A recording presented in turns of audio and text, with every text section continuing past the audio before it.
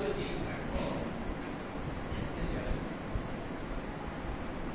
একটা পাবলিকেশন বা একটা পেপারে এইটার স্ট্রাকচার একটা পেপারে কি থাকে সেটা একটা সায়েন্টিফিক রিপোর্ট হোক পেপার হোক যাই হোক না কেন তার স্ট্রাকচারটা মূল স্ট্রাকচার এই অর্থাৎ এটার একটা টাইটেল থাকে শিরোনাম টাইটেলটা কিভাবে হবে এটা আমরা আলোচনা করব এক একটা নিয়ে আমরা সেকেন্ড একটা অ্যাবস্ট্রাক্ট টাইটেল অনেক ক্ষেত্রেই আমরা ভালো টাইটেল লিখতে পারি ভালো টাইটেল কিভাবে লিখতে হয় সেটা আমরা আলোচনা করব নেক্সট হচ্ছে অ্যাবস্ট্রাক্ট লেখাও অনেক ক্ষেত্রে দেখা যায় যে আমরা মানে অ্যাবস্ট্রাক্টেরও যে একটা স্ট্রাকচার আছে এরও একটা থিম আছে যে কিভাবে শুরু হবে কিভাবে শেষ হবে যেটা অনেক সময় কিন্তু আমরা জানি না জানার কারণে আমাদের অ্যাবস্ট্রাক্ট আমরা ভালো কোনো পেপারে দিলে তখন সেটা রিজেক্ট হয় এই জন্য আমাদেরকে জানতে হবে যে how to write a good abstract মানে ফর দ্য পেপার ইন্ট্রোডাকশন আমার পেপারে অ্যাবস্ট্রাক্টের পরেই যেটা আসে সেটা হচ্ছে ইন্ট্রোডাকশন পার্টেরও স্ট্রাকচার আছে এইটা শুরু কি হবে এটার মাঝে কি থাকবে এটার শেষে কি হবে একটা ভালো জার্নাল পেপার বা একটা কনফারেন্স পেপারে ইন্ট্রোডাকশনে কি থাকবে সেই বিষয়গুলো তিনটা জিনিস বলা আছে কিন্তু এটা কিভাবে কোনটা হবে সেটা আমরা আলোচনা করবো যেমন ইন্ট্রোডাকশনের মধ্যেই এটা হচ্ছে রিভিউ পার্ট আছে প্রবলেম স্টেটমেন্ট এবং রেশনাল এটা থাকবে রিসার্চ অবজেক্টিভ থাকবে কিন্তু আলাদা আলাদা এরকম হেডিং দিয়ে থাকবে কিভাবে থাকবে আমরা নেক্সট ইন্ট্রোডাকশনের পরে হচ্ছে মেথডোলজি অর্থাৎ ওই রিসার্চ ওই গবেষণাটা কিভাবে হয়েছে তার মেথড তার ম্যাটেরিয়ালস ইকুইপমেন্ট ইত্যাদি সেটাও আন্দাজের উপর বা এক একভাবে লিখছে এরও একটা নির্ধারিত স্ট্রাকচার আছে এবার মেথডোলজি লিখতে হবে এই বিষয়টাও আমরা জানার চেষ্টা করব নেক্সট হচ্ছে রেজাল্টস এন্ড ডিসকাশন এটা হচ্ছে পেপারের সবচেয়ে ক্রুশিয়াল এবং সবচেয়ে মানে কি বলা যায় সবচেয়ে বেশি ফোকাস যে পার্টের উপর আসে সেটা হচ্ছে রেজাল্টস এন্ড ডিসকাশন এবং এই ক্ষেত্রেও আমরা অনেক ক্ষেত্রে আমরা ভুল করি রেজাল্টসে আমরা কিছু গ্রাফ কিছু হয়তো টেবলস ইত্যাদি আমরা শো করি কিন্তু এর সাথে আনুষঙ্গিক কিছু বিষয় আছে সেইটা সঠিকভাবে না দেওয়ার কারণে আমাদের কিন্তু মানে পেপারগুলো অ্যাকসেপ্ট থাকে আমরা ওটাও জানার চেষ্টা করবো যে কীভাবে রেজাল্ট অন ডিসকাশন লিখতে হবে নেক্সট হচ্ছে কনক্লুশন আমরা মনে করি যে আচ্ছা এটা লাস্টে এটা মানে একেবারে কনক্লুডিং কিছু রিমার্ক দিয়ে কিন্তু আসলে কনক্লুশনেরও একেবারে নির্ধারিত conclusion is a kind of mathematics কনক্লুশনটা একেবারে ম্যাথমেটিক্যাল জিনিস সেটা কিভাবে আসবে সেটা আমরা বলতে পারি এবং কনক্লুশনের সাথে কোনটার সম্পর্ক অবজেক্টিভের সাথে কনক্লুশনের কি সম্পর্ক কিভাবে আসবে এই জিনিসটা আমরা টেকনোলজির বিষয়ে আমার খুব বেশি বলার নাই যার সরাসরি কোনো কন্ট্রিবিউশন থাকবে সে আমার রিসার্চে কন্ট্রিবিউট করতে পারে ফাইন্যান্সিয়ালি কন্ট্রিবিউট করতে পারে এই ক্ষেত্রে অ্যাকনলেজমেন্ট আমি লাস্ট হচ্ছে রেফারেন্সের দুইটা মূল জায়গা একটা হচ্ছে আমার পেপারের মধ্যে যে বডি আছে সেখানে টেক্সট হিসাবে রেফারেন্স থাকে সেটা কিভাবে আসবে আর লাস্ট একটা রেফারেন্সের লিস্ট থাকে সেই লিস্টে কিভাবে হবে সেখানেও কিন্তু সারা দুনিয়াতে স্ট্যান্ডার্ড কিছু মেথড আছে আমরা যেমন এপিএ স্ট্যান্ডার্ড স্টাইল আমরা ফলো করি সেটাই আমরা কিভাবে সেটা করতে হবে এটা হচ্ছে বেসিক স্ট্রাকচার আমরা আলোচনা করলাম এগুলো একটা জার্নাল পেপার বা কনফারেন্স পেপারে টাইটেল অনেক সময় আমরা দেখার সময় আমরা যেটা ভুল করি প্রায় 2 লাইন 2.5 লাইনের টাইটেল লিখবে সমস্ত মেইন ওয়ার্ডগুলোর মধ্যে নিয়ে আসবে টুল এই কাজের মধ্যে কি আছে ওইটাকে রিপ্রেজেন্ট করার জন্য টাইটেল লিখবে যায় প্রায় 2.5 line 3 line it's not a good title আসলে যেটা বলতে হবে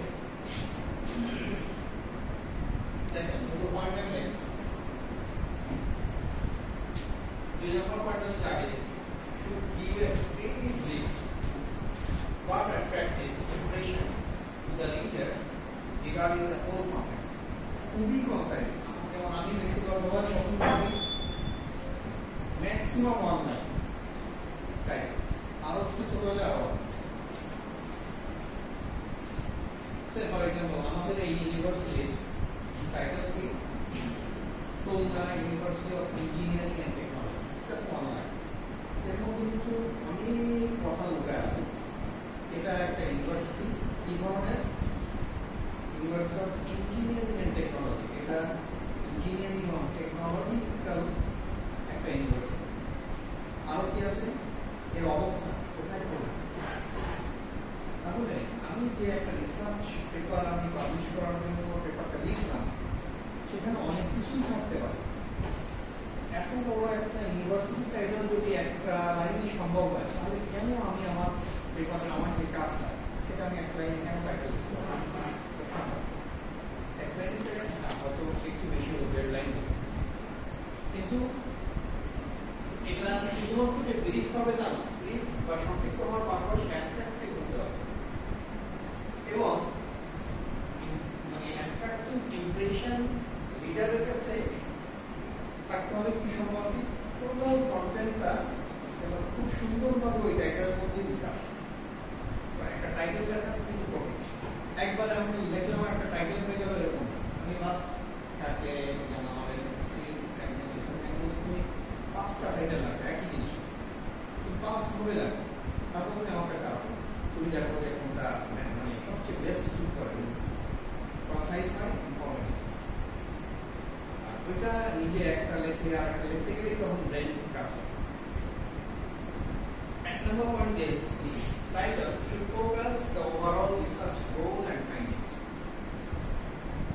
দুটো জিনিস সেখানে আছে, একটা রিসার্চের গোল অর্থাৎ টার্গেট, ফাইন্ডিংস হচ্ছে ফাইনালি কি পাবে। একটা হচ্ছে রিসার্চটা যদি এই জায়গায় হয়, গোল হচ্ছে এই টার্গেট করতেছে এই রিসার্চের যে কি টার্গেট, ফাইন্ডিংস হচ্ছে রিসার্চটা করার পরে ফাইন্ডিংস হবে। আমার বলে গেছে গোল আর ফাইন্ডিংস একই রকম তো মনে হয় না। তাহলে আমরা টাইটেল সম্পর্কে জানলাম। এখন আমরা আসি অ্যাবস্ট্রাক্ট।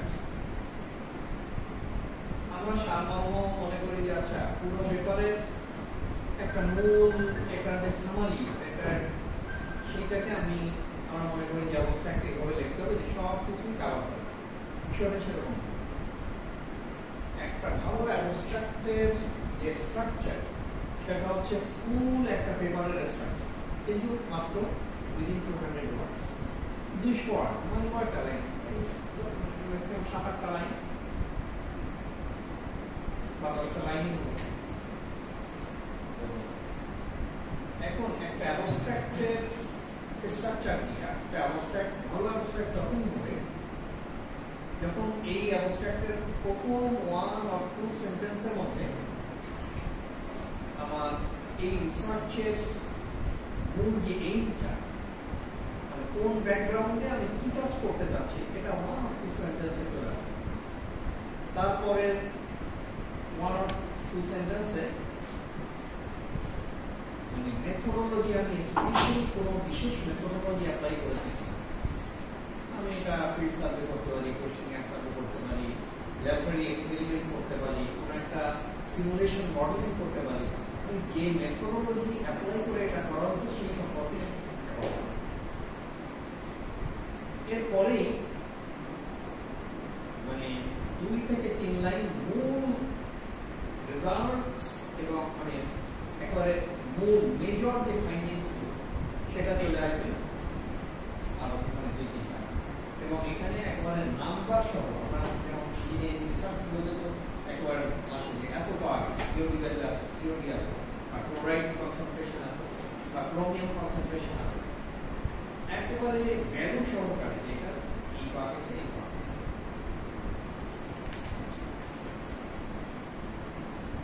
ফাইনালি ওয়ান সেন্টেন্স হচ্ছে এই ওভারঅল এটা দিয়ে আমি কি কনক্লুশন ড্র করতে চাচ্ছি, এবং এই রিসার্চটা ফার্দার মানে লার্জ অ্যারে আছে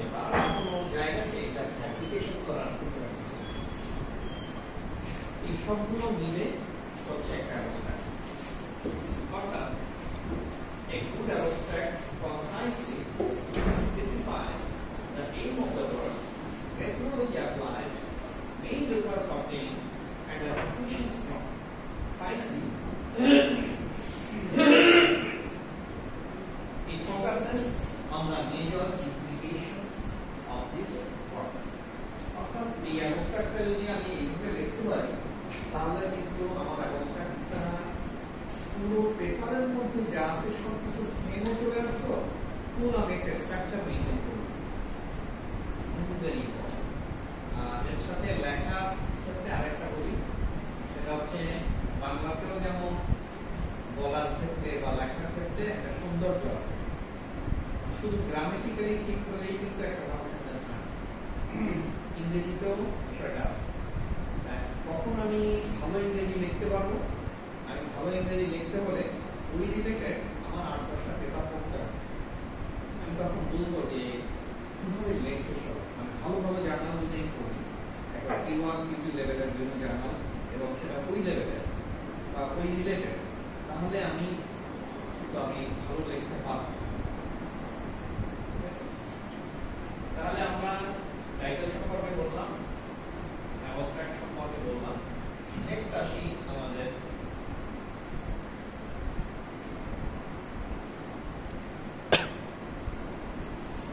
ইন্ট্রোডাকশন। একটা পেপারের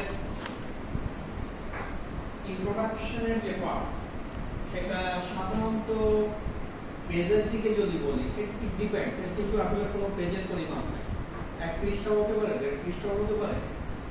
সাধারণত ভালো জার্নালগুলোতে আমি যেটা দেখি, এই যেটা বললাম 1 থেকে 1.5 পেজের মধ্যে ইন্ট্রোডাকশন শেষ হয়। এখন ইন্ট্রোডাকশন থাকে কি, ইচ্ছা মতো ইন্ট্রোডাকশন লিখতে হবে। ইন্ট্রোডাকশনের মানে 3টা মেইন জিনিস আছে। একটা হচ্ছে লিটারেচার রিভিউ, একটা হচ্ছে প্রবলেম স্টেটমেন্ট, আর একটা হচ্ছে অবজেক্টিভ। লিটারেচার রিভিউ হচ্ছে যে বিষয়ে আমি পড়াশোনা করছি বা এই রিসার্চটা করা হয়েছে, এই বিষয়ে অলরেডি পাবলিশড যে ডকুমেন্টগুলো, সেইটার রিভিউ মানে ফিরে দেখা, রিভিউ, সেটা মানে পর্যাপ্ত পরিমাণে ওইটার সাইটেশন আমি নিয়ে আসতে হবে, তাতে করে একজন রিডার যে আমার পেপারটা পড়ছে তার জন্য রিজনেবল একটা আন্ডারস্ট্যান্ডিং হয় যে বিষয়টা কি। এটা হচ্ছে লিটারেচার রিভিউ। নেক্সট আমি বলেছি প্রবলেম আইডেন্টিফিকেশন বা গ্যাপ অ্যানালাইসিস। এই লিটারেচার রিভিউর ফাঁকে ফাঁকে ন্যাশনালি মানে এই বিষয়ে যে রিসার্চ হয়েছে সেগুলো বলার ফাঁকে ফাঁকে আমি আবার বলবো যে হ্যাঁ এই জিনিসটা হয়েছে, বাট এর মধ্যে এই জায়গাটা এখনো কেউ হাত দেয় না, অথবা এই জায়গাটা রিসার্চের মধ্যে এই সমস্যাটা রয়ে গেছে। এটা হচ্ছে ন্যাশনাল বা গ্যাপ অ্যানালাইসিস, রিসার্চ গ্যাপ। এবং সেটা কিন্তু আমার ওই মানে লিটারেচার রিভিউ এইটার পাশাপাশি লজিক্যালি আমাকে বলতে হবে যে আমার কোন জায়গায় অলরেডি রিসার্চ হয়ে গেছে এবং কোন জায়গাটায় এখনো ভ্যাকেন্ট, এখনো যে জায়গাটা গ্যাপ আছে। Last part of the introduction is the objectives. কিন্তু আলাদা ওইভাবে হেডিং লেখা যাবে, ওইভাবে রেশনাল বা এই লিটারেচার রিভিউ এভাবে লেখা যাবে। ইন্ট্রোডাকশনের মধ্যে এগুলো আছে। লাস্ট অবজেক্টিভটা থাকে একেবারে ইন্ট্রোডাকশনের লাস্ট 1 or 2 সেন্টেন্স, এবং সেটাও সেন্টেন্স আকারে। Say for example, this research aims at identifying this and this, and also simulate this, and also develop a model, অথবা দেখুন একটা রিসার্চ একটা হতেই পারে। এটা হচ্ছে মোটামুটি একটা ইন্ট্রোডাকশনের প্ল্যান। এখন আমি যদি এখানে একটু দেখি যে ইন্ট্রোডাকশনের সম্পর্কে বলা হচ্ছে, the introduction starts with a broad basis and then narrows down to a particular field of study. অর্থাৎ আমি যে টপিকের পেপার লিখছি, আমি ইন্ট্রোডাকশনে শুরু করব একটা বড়, যেমন সে ফর এক্সাম্পল আর্সেনিক প্রবলেম বাংলাদেশে, স্পেশালি আমি খুলনা হয়তো সে ফর এক্সাম্পল আমি রূপসা এলাকায় আর্সেনিক নিয়ে কাজ করছি ড্রিঙ্কিং ওয়াটার। আমি শুরু করলাম কি গ্লোবালি আর্সেনিক প্রবলেম এবং কত লক্ষ লোক এফেক্টেড এবং কত ওয়াটার রিসোর্স এই আর্সেনিকের কারণে পলিউটেড। এরপরে চলে আসলাম বাংলাদেশ অথবা সাউথ এশিয়া বা বাংলাদেশ। আচ্ছা, বাংলাদেশের মধ্যে সবচেয়ে বেশি আর্সেনিক এফেক্টেড এরিয়া। তারপর হচ্ছে যে স্পেশালি খুলনা রূপসায়ও এই প্রবলেমটা প্রকট। এই আমি কিন্তু শুরু করছিলাম গ্লোব, তারপরে বাংলাদেশ, তারপরে কিন্তু খুলনা রূপসা। তাহলে আস্তে আস্তে বড় থেকে ন্যারো ডাউন করে আমি একেবারে টার্গেট পয়েন্টে আমি মানে ক্লিক করতে চাচ্ছি। তাহলে বিষয়টা কিন্তু ইন্ট্রোডাকশনে এসেছে এবং সেখানে লিটারেচার রিভিউর মধ্যে আমি এই কন্টেন্টের সাফিসিয়েন্ট সাইটেশন বলতে সাধারণত ধরে রাখেন আমরা 12 থেকে 15টা রেফারেন্স সাধারণত আমরা প্রেফার করি। আমরা বলতে গ্লোবাল মানে হ্যাঁ যদি রিভিউ পেপার হয় সেক্ষেত্রে কিন্তু অনেক বেশি রেফারেন্স থাকে, কিন্তু আমি সাধারণত এগুলো আমাদের সাইন্টিফিক যে জার্নাল পেপারগুলো সেগুলো 12 থেকে 15টা রেফারেন্স আমরা সাধারণত এবং তার যে শর্ট ইন্ট্রোডাকশনের এই লিটারেচার রিভিউ পার্টে আমি যখন এই এটার মধ্যে হয়তো 7টা 8টা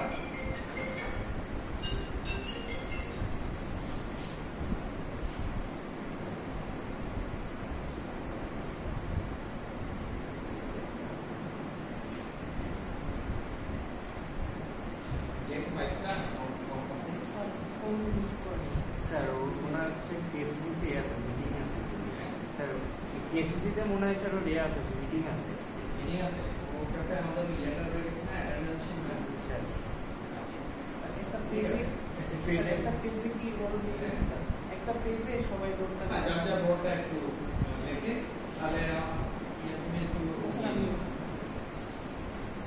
আর ওটা আমার কাছ থেকে তাহলে ওদের নেক্সট ক্লাসে থাকে বাবা, নালে কালেক্ট করে নিয়ে যারা আজকে থাকছেন তাদের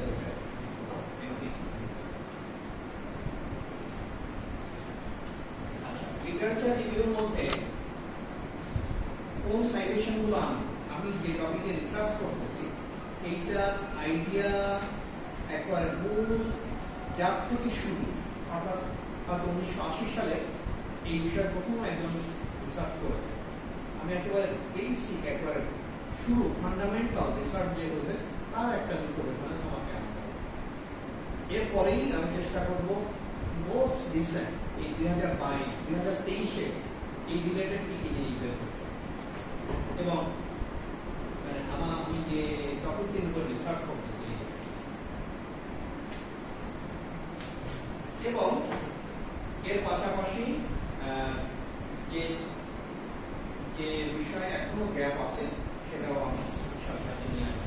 এই কথাগুলো এখানে বলা আছে যে literature review to contain the previous research work related to our work এবং এখানে কোট করতে হবে the reference those articles who had the idea first, এটা হলো প্রথম fundamental research and have done the most recent research work এবং এখানে sufficient যে যেটা বললাম আমাদের মোটামুটি 12 থেকে 15টা sufficient citations or references so that a reader can get a reasonable understanding of the core content.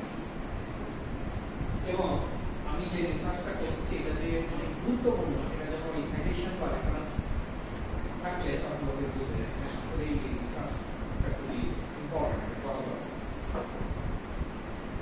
Literature review পার্টের পাশাপাশি ইন্ট্রোডাকশনের সেকেন্ড যেটা বলেছি আমরা গ্যাপ অ্যানালাইসিস বা রেশনাল, সেটা হচ্ছে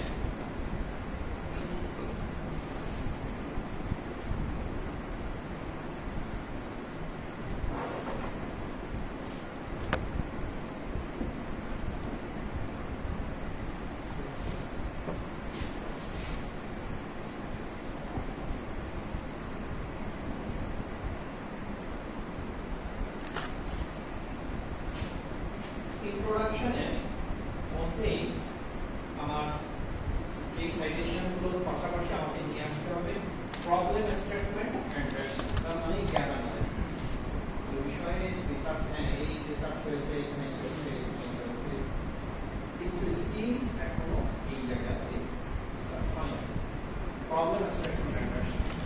based on the available information of literature, find out the research gap এবং কোথায় আসলে research এই সম্পর্কে আমি বললাম। ফাইনালি হচ্ছে অবজেক্টিভ।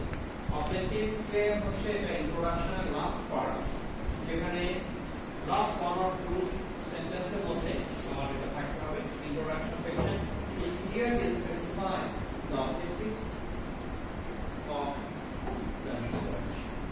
এটা হচ্ছে মোটামুটি আমরা ইন্ট্রোডাকশন পার্ট আলোচনা করব।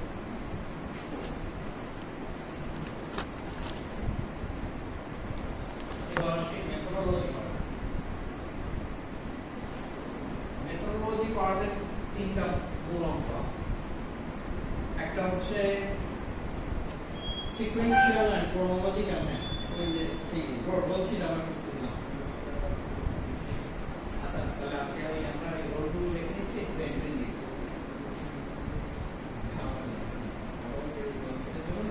আজকে আমরা ওই রোলগুলো একটা কাগজে লিখে নিচ্ছি।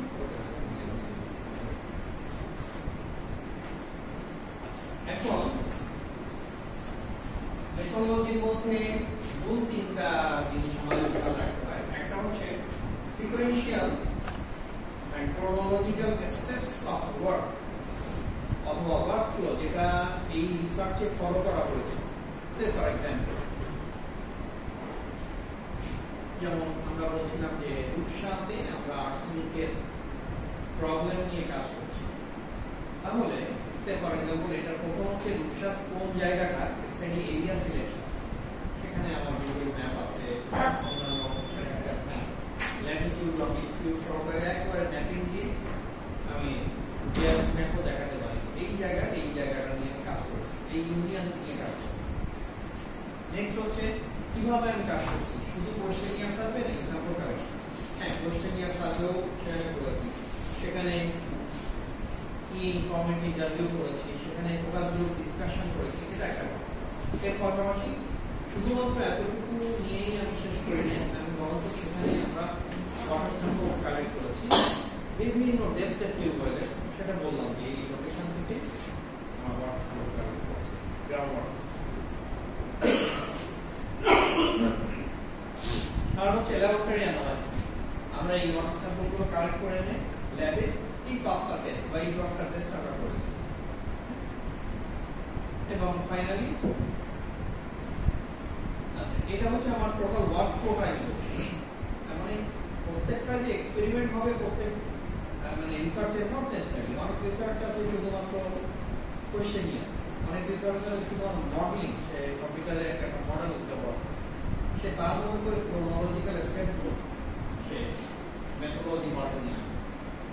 সে ফর এক্সাম্পল আমরা নতুন একটা প্রপোজাল সাবমিট করেছি ডিজাস্টার ম্যানেজমেন্টে আমাদের। সেখানে আমরা কোনো একটা জায়গার ফ্লাড ভালনারেবিলিটি নিয়ে কাজ করছি।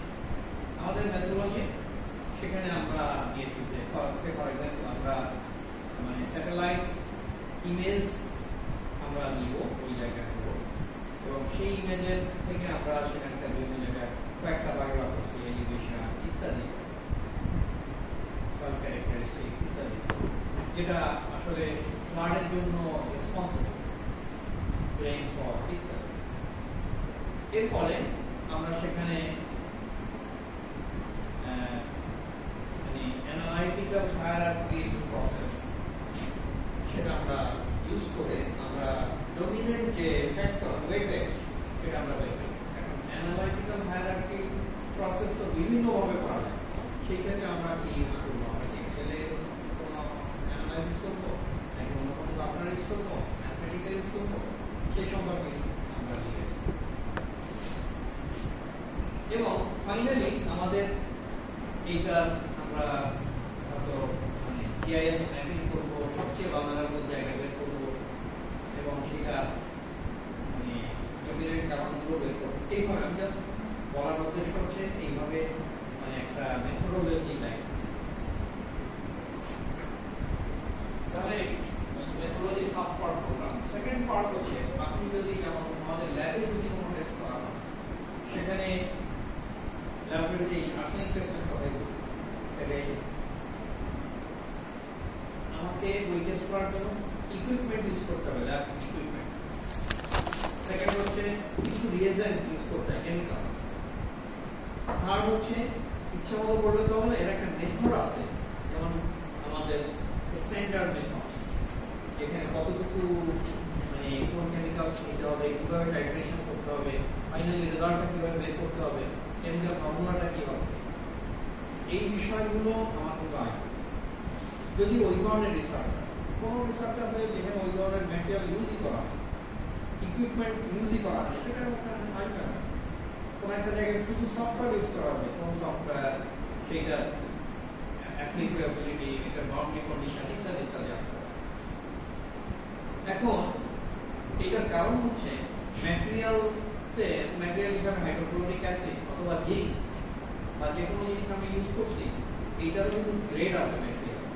আমি যে কোনো একটা জায়গা থেকে আমি মানে হাইড্রোক্লোরিক অ্যাসিড নিয়ে আসলাম, এটা হবে, এটা কিন্তু গ্লোবালি আমার ভালো জায়গাতে রিসার্চ অ্যাকসেপ্ট হওয়ার জন্য তারা দেখবে যে ভেজাল মুক্ত কোন জায়গা আছে এবং কোথায় ভেজাল মুক্ত জিনিস সাপ্লাই করে। যেমন জার্মানির কিছু, যেমন মানে আমরা কোম্পানি থেকে এগুলো নেওয়া। আবার ইকুইপমেন্টের ক্ষেত্রে আমরা কিছু কিছু ইকুইপমেন্ট আমরা ইউজ করছি, যেমন ইউএসএ হ্যাক, এটা আবার কিছু আছে আমাদের জাপানের কিছু সিমিটসু কোম্পানি, কিছু আছে পার্কিনেল ইংল্যান্ডের। এখন যে ইকুইপমেন্টগুলো সারা দুনিয়ার সায়েন্টিস্ট কমিউনিটি তারা জানে যে হ্যাঁ এটা নির্ভরযোগ্য একটা ইকুইপমেন্ট, ঠিক আছে। ম্যাটেরিয়ালের ক্ষেত্রেও তারা জানে যে এটা নির্ভরযোগ্য, সেটা ঠিক আছে, আমি সেটা ইউজ করতে হবে। আর হচ্ছে কোন মেথড আমি ইউজ করতেছি, ইকুইপমেন্ট আছে, কেমিক্যাল আছে, ইচ্ছা মতো নিজে করলে হবে। ওই মেথডও স্ট্যান্ডার্ড মেথড, আমি সেটারও একটা নাম্বার আছে, কোন নাম্বারের কোন মেথড আমি ইউজ করছি, তাহলে সেটা কিন্তু এই মেথড দিতে দিতে হবে। আর আমি যদি কোনো সিমুলেশন বা মডেল ডেভেলপ করি, সেক্ষেত্রে এইটা কি ধরনের equation, calculation procedure, boundary condition, কোনো অ্যাজাম্পশন আছে কিনা, এই বিষয়গুলো আসবে। তাহলে এইটা হচ্ছে মেথডোলজিক্যাল, এটাও ইচ্ছা মতো আমি যে কোনোভাবে করে নিতে হবে, এই স্ট্রাকচারে আমাকে যেতে হবে। স্যার রিভিউ পেপারের মেথডোলজিটা কিভাবে হচ্ছে? রিভিউ পেপারের মেথডোলজি বিভিন্ন রকম হতে পারে।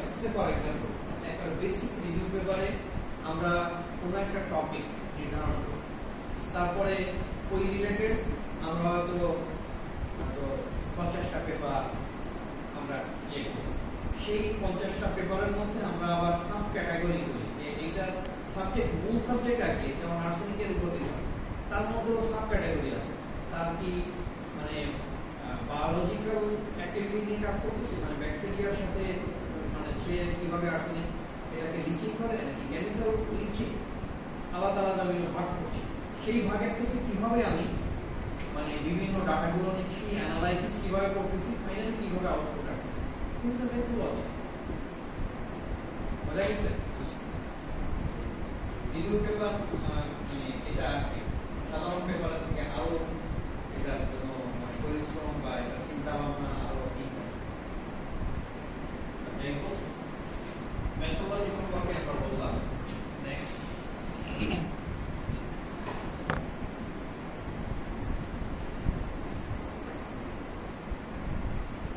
results and discussion. Results and discussion এই ক্ষেত্রে এই যে লাল প্রফেসর, এইটা আমাদের সিনিয়র একজন প্রফেসর, যে যাকে আমি পিএইচডি করেছি জাপানে, অস্ট্রেলিয়া, সারা ওয়ার্ল্ডের একজন নাম্বার সায়েন্টিস্ট। সরাসরি উনি আমার সুপারভাইজার ছিলেন, ওনার ল্যাবরেটরিতে আরেকজন প্রফেসর তারা করেন। তো এই কথাটা যা মেইন হয়ে যাবে সিনিয়র প্রফেসর, প্রত্যেক টার্মে একটা সেমিস্টার বা প্রত্যেক টার্মে আমাদের একটা গেট টুগেদার, একটা গেট টুগেদার হতো, স্পেশালি যখন ফ্রেশাররা আসতো তখন তাদেরকে নিয়ে কিছু কথাবার্তা বলা হতো। সেখানে আমাদের ওই সিনিয়র প্রফেসর এই কথাটা প্রায় সময় বলতেন, সায়েন্টিস্ট আর নট এক্সপ্লোরিটেড।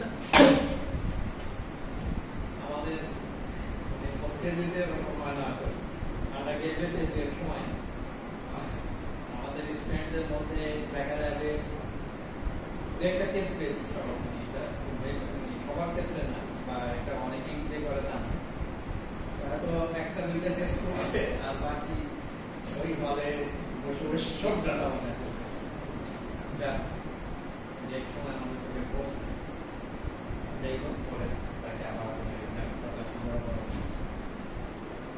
এটা কোনো কবিতা লেখা বা কোনো গল্প লেখা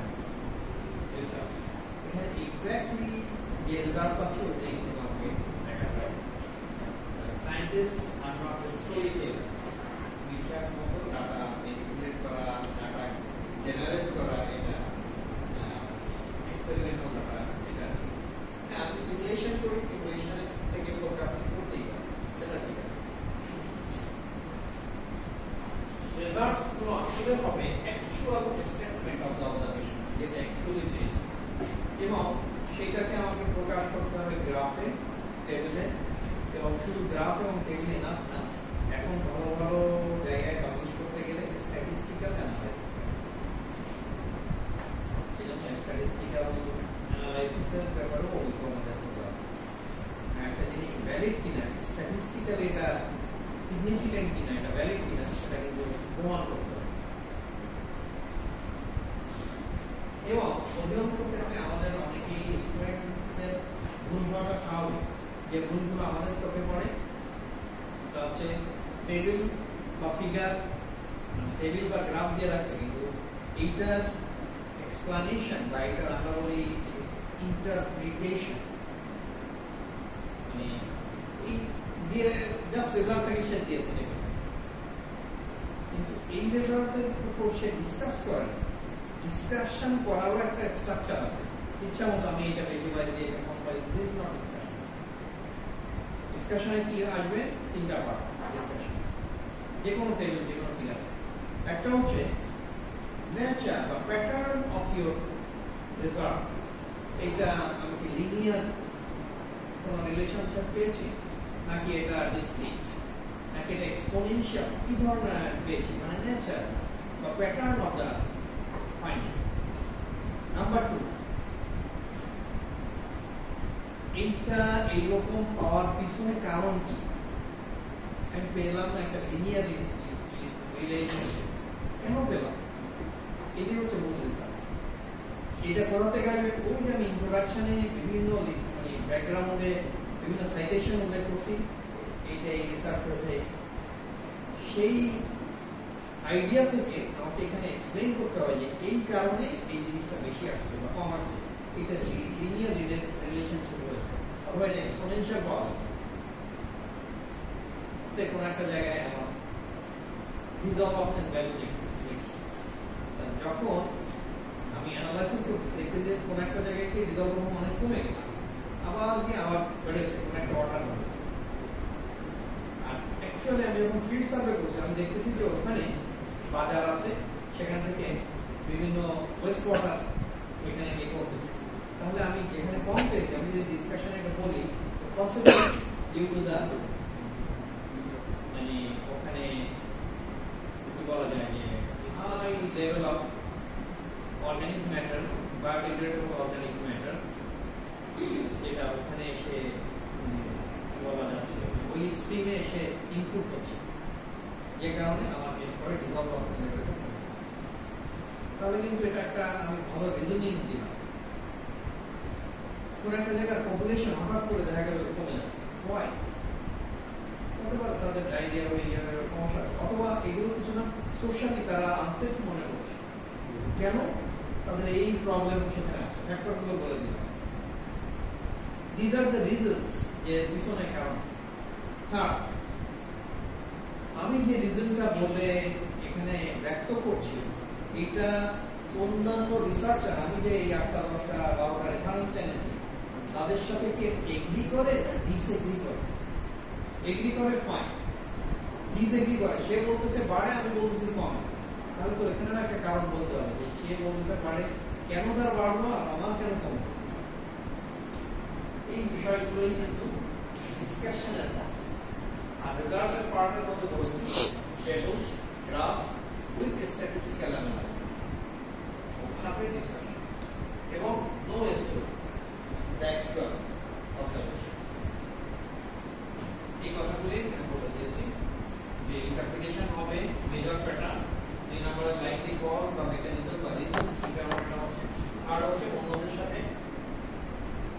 দিচ্ছে নিচে, যদি না মিলে থাকে ঠিক আছে।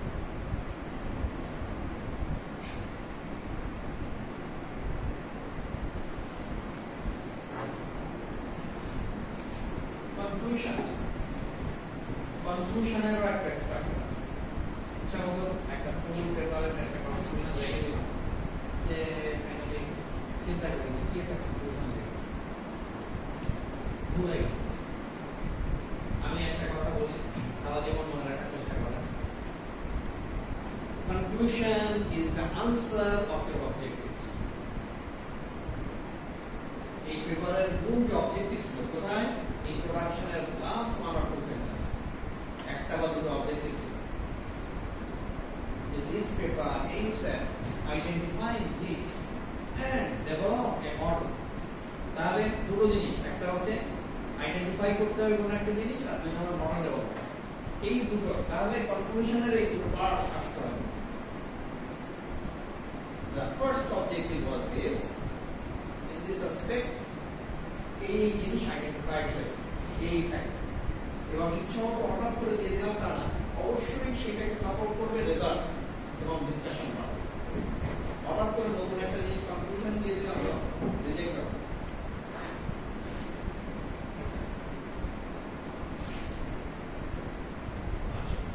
সেকেন্ড ছিল আমাদের ওইটা যেটা ফ্যাক্টর, আর একটা হচ্ছে একটা মডেল ডেভেলপ করা।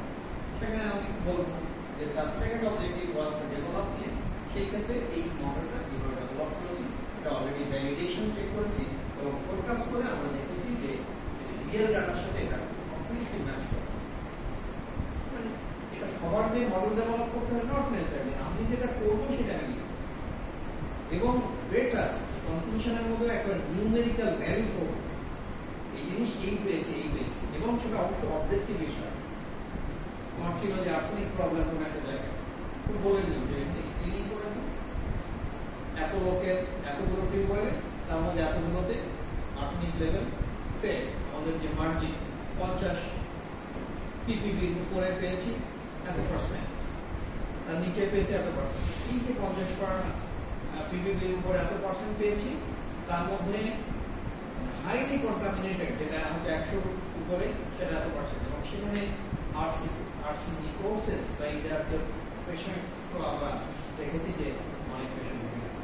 These are the things, কিভাবে কনক্লুশন নেবে, এবং এই যে কথাগুলো বললাম এটা অবশ্যই রেজাল্টের মধ্যে আছে, সেখানে ফর্ম অ্যানালাইসিস করা, সেখানে ডিসকাশন আছে, সেটারই কনক্লুশন। তাহলে এই হচ্ছে কনক্লুশন সম্পর্কে বললাম। Finally include broader implication of the result. এই স্টাডি যে ফাইন্ডিং সেটা কোথায় এটা অ্যাপ্লিকেবল হতে পারে, এটা একটা লেখা যেতে পারে, কোনো অসুবিধা নেই। এটা মেইন পার্ট হচ্ছে অবজেক্টিভ অ্যান্সার। রেকমেন্ডেশন সাধারণত পেপারে থাকে না, এটা রেকমেন্ডেশন হচ্ছে ফিউচার রিসার্চ নিড, আমি কি করলাম, পরবর্তীতে কি করার সুযোগ আছে, এটা মানে এই জন্য আমি অ্যাকনলেজমেন্ট শুধু তার কথাই আমি নিয়ে আসবো, কারো যদি সরাসরি কন্ট্রিবিউশন থাকে আমার এই রিসার্চে, সে আমাকে এক্সপেরিমেন্টে সহযোগিতা করেছে, ইত্যাদিতে সে আমাকে টাকা দিয়ে সহযোগিতা করেছে এই রিসার্চটা বোঝানোর জন্য, সেটা আমার ইউনিভার্সিটির নাম হতে পারে, কোনো প্রজেক্ট হতে পারে, আর কোনো ব্যক্তি হতে পারে যে আমাকে রিসার্চে সহযোগিতা করছে, ডাটা পাওয়ার জন্য সহযোগিতা করছে, সেকেন্ডারি কোনো কোর্স থেকে ডাটা নিয়েছি, সেটা অবশ্যই কারো যদি সহযোগিতা পায়। নেক্সট হচ্ছে রেফারেন্স। রেফারেন্সের মধ্যে দুটো পার্ট, একটা হচ্ছে একটা পেপারের মূল বডি টেক্সট, আর একটা হচ্ছে ফুল পেপার লেখা শেষ 8 পেজের একটা পেপার, লাস্ট পেজে এক পেজ ইন্ট্রোডাক্টরি বলে এটা রেফারেন্সের লিস্ট। এখন অনেক সময় আমরা দেখি যে ভিতরে টেক্সটে রেফারেন্স আছে হয়তো 12টা, আর লিস্টেও 12টা আছে, ওই 12টা সাথে এই 12টা মিশে, অর্থাৎ লিস্টে আছে 17টা বা 8টা। একটা একটার সাথে একটা মিলে না, তা হবে ঠিক যে কয়টা আমি টেক্সটের মধ্যে দিব এক্স্যাক্টলি শুধু নাম্বার না, ওই রেফারেন্স গুলোই আমি লিস্টের মধ্যে আনতে হবে। একটার সাথে আরেকটা অবশ্যই মিলতে হবে 100%। এখন লিস্টেরটা কিভাবে দিব একটু পরে বলছি। টেক্সটের মধ্যে যে আসবে সেই ক্ষেত্রে আরেকটা জিনিসে আমরা ধরা খাই অনেক সময়, অন্য জায়গায় কারো ডাটা, কারো টেবিল, কারো গ্রাফ, অথবা কারো কোনো একটা কোড, কারো একটা সেন্টেন্স ইউজ করলাম কিন্তু রেফারেন্স দিলাম, সে মামলা করতে পারে।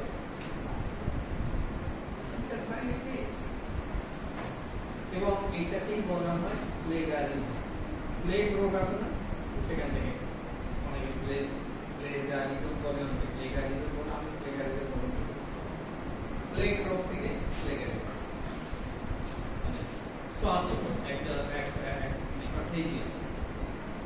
একজনের কাছ থেকে আরেকজনের চলে আসে, এইখান থেকেই প্লেগারিজম। তো সেইটা হচ্ছে আমাদের এই যে আসলো, মানে আমি আরেকজনের থেকে নিলাম কিন্তু বললাম এটা হবে না। সাইড অল দ্য আইডিয়া, শুধুমাত্র একটা টেবিল, ফুল টেবিল দিলাম সেটাই রেফারেন্স দিব, আর একটা কথা নিলাম দিব না তা না। এটা যদি ফুল সেন্টেন্সও নেই, এক্স্যাক্টলি ওই সেন্টেন্স না আমি যদি প্যারাফ্রেজ বা অনুবাদ না করি, তো অবশ্যই কিন্তু আমাকে আইডিয়াটা নিলে অবশ্যই নতুন কোনো হাইপোথিসিস, যে আমি যতই প্যারাফ্রেজ করি কিন্তু আইডিয়া নিলে আমাকে রেফারেন্স হবে যে এই আইডিয়াটা ব্যবহার করতে। All the ideas, concepts, text অথবা data that are not your own, সেটা অবশ্যই সাইট, এটাকে বলতে হবে। নাম্বার 2 বলা হচ্ছে all references যেটা টেক্সটে আছে অবশ্যই সেটা লিস্টে থাকতে হবে, এবং লিস্টে যেটা সেটা টেক্সটে ভাইস।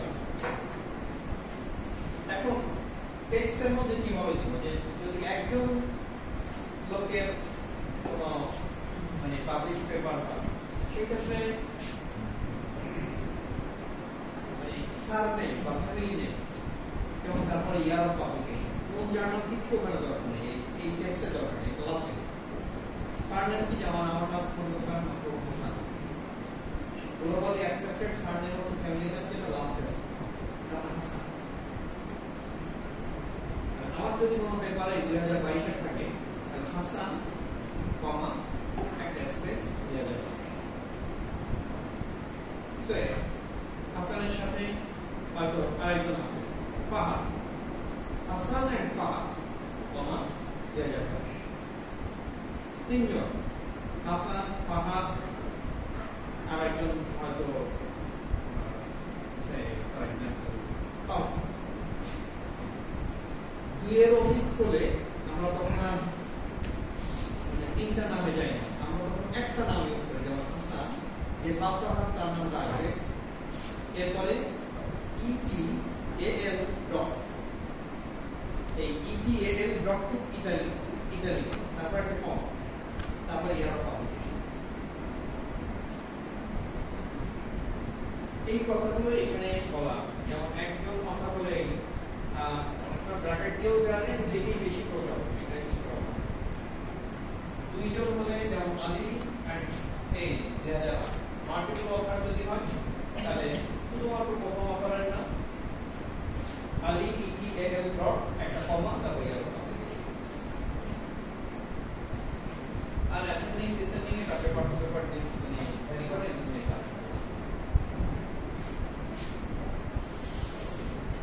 এবার আসি রেফারেন্স লিস্টে। ফাইনালি রেফারেন্সটা একবার লাস্টে যে লিস্ট, এটা অনেক আমরা APA স্ট্যান্ডার্ড ফরম্যাট ইউজ করতেছি, সেখানে তো টেক্সটের মধ্যে 1 2 3 এগুলো আমরা দেই, সেখানে শুধু যেমন সারনেম আর ইয়ার, লাস্টে যখন রেফারেন্স দেখবো তখন সেখানেও 1 2 3 দরকার নেই, এটা তো সিস্টেমই আলাদা 1 2 3। এখানে একবার ডিকশনারিতে যেমন অ্যালফাবেটিক অর্ডারে থাকে A, তারপর B, তারপর C, তারপর D, ওইভাবে যার নামটা আগে আসে সেইভাবে লিস্টে প্রথম নামটা দাঁড়ায়। এবং লিস্টে যত 5 জন 7 জনও যদি অথর হয় সবার নাম আসবে, ওখানে আর ইটিএল নাম আসবে কিন্তু যেমন হাসান কমা খন্দকার মাহবুব পুরো আসবে না, K dot M dot comma Fahad comma M, মানে মোহাম্মদ ফাহাদ সেই মোহাম্মদের এম, আরেকজন থাকলে এরকম না দিয়ে এরপর হচ্ছে ইয়ার অফ পাবলিকেশনটা ব্র্যাকেটে আমরা যে একে স্ট্যান্ডার্ড ব্র্যাকেট যেমন সে 2 নম্বর পেজে এটা একটা জার্নাল, এখানে একজনই হবে, তার সামনে এরপরে তার ইনিশিয়াল তারপর হতে পারে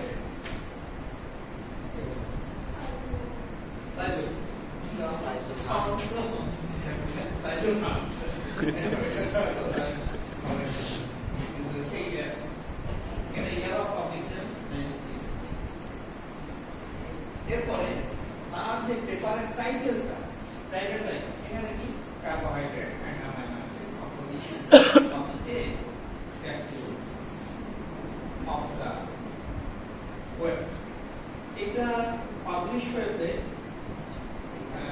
মানে এই যে কুসুমের মধ্যে এই অ্যামাইনো অ্যাসিড এবং কার্বোহাইড্রেটের যে কনসেন্ট্রেশন, এটা পাবলিশ হয়েছে এক যে জার্নাল, সেই জার্নালের নামটা হচ্ছে ন্যাচার অফ সায়েন্স, এটা সারা ওয়ার্ল্ড নাম করা যায়।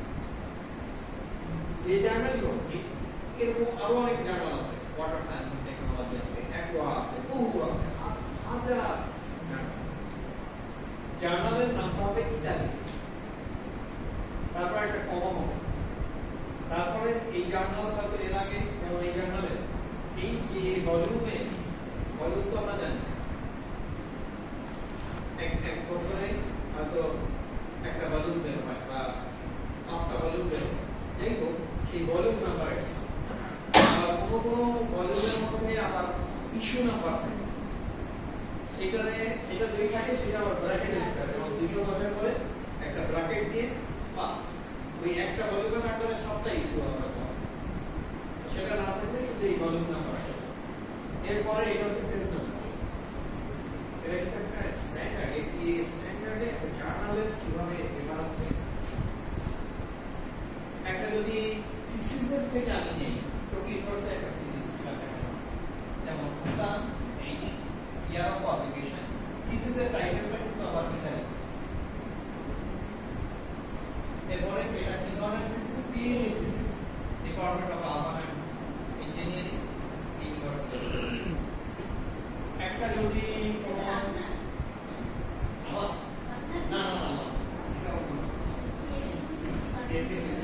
আমি তো ইউনিভার্সিটি থেকে